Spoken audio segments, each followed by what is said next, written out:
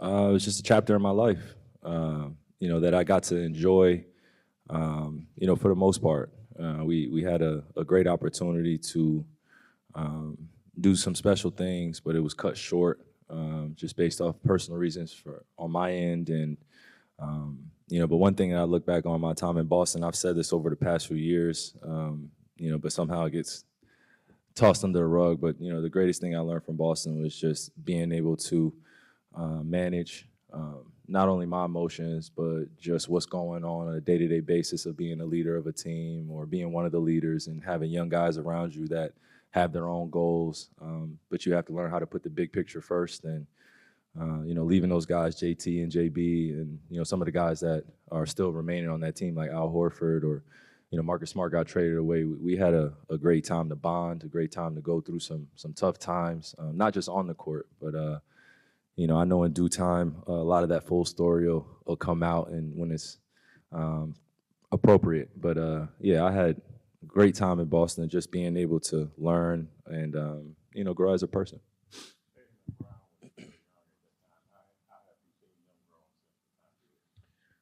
I mean, they've improved tremendously. I mean, they've made a few All-Star games since I left, ECF, MVPs. So I'm nothing short of proud of those guys for what they've been able to do. Left a lot of good wisdom with them. Try to give as much advice, while I was there, and also when I went to Brooklyn and came to Dallas, just being able to extend a brother-to-brother relationship with them, let them know I have their back no matter what. This basketball stuff is going to be competitive no matter what. We're going to go at each other, but getting to know them as human beings, they're really special people alongside other people that I got a chance to know in that Boston organization.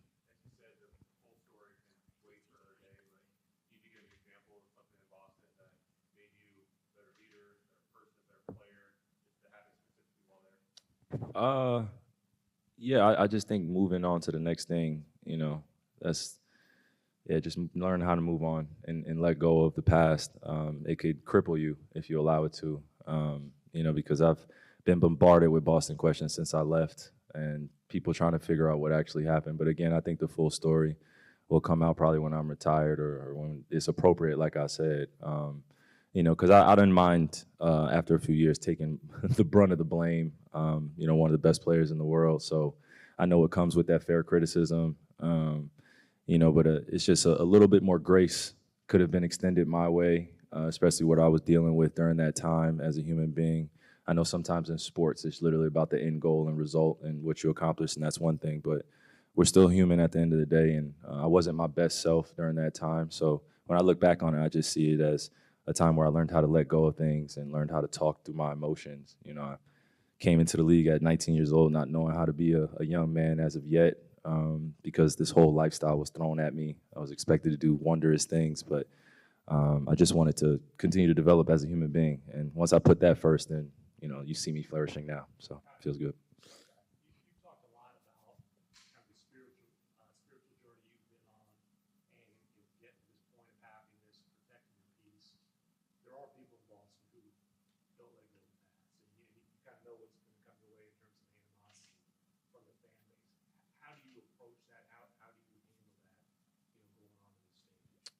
I think I'm better at consolidating kind of the emotions now, or being aware of what it's going to be like. We call it animosity, we call it hate, we call it, it's going to be hell in Boston. I mean, there are real live circumstances going on in the world that are bigger than the basketball kind of competitive side of things and answering those questions. But I will say, last time in Boston, I don't think that was the best.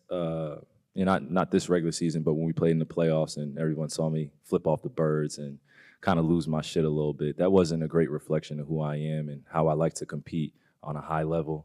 It wasn't a great reflection on my end towards the next generation on what it means to control your emotions in that type of environment, no matter what people are yelling at you. I'm built for these moments to be able to handle circumstances like that. And I've been able to grow since then. So, of course, it's going to be a hectic environment, but I'm looking forward to it. And I see it as a healthy relationship to have with the fans. I almost think about Gladiator, just win the crowd over. It's good to hear the TD Garden silent when you're playing well. They still respect great basketball. So regardless of the attention that's being paid to what it's going to be like on my end, I have a group to lead that's going to be looking to me for a voice of peace and to be able to control what I can control and also help them through it. So I'll take the brunt of it, of all the yells and stuff like that and all the remarks. But I've been able to grow since then and acknowledge that, I just can handle things better, especially when I want to put majority of my energy towards playing well. I can't just be getting into it with fans like that, even though it may be fun at times, but it's a waste of energy. It's a waste of my time. And it's also a waste of my talent trying to answer questions from the past that people have. And people are going to bring up the record and all the extra stuff. Again, there's idle time in between. So you see the media pundits doing their normal thing. It's cool. But yeah, I'm looking forward to the challenge on the court against the Boston Celtics and being able to lead my guys.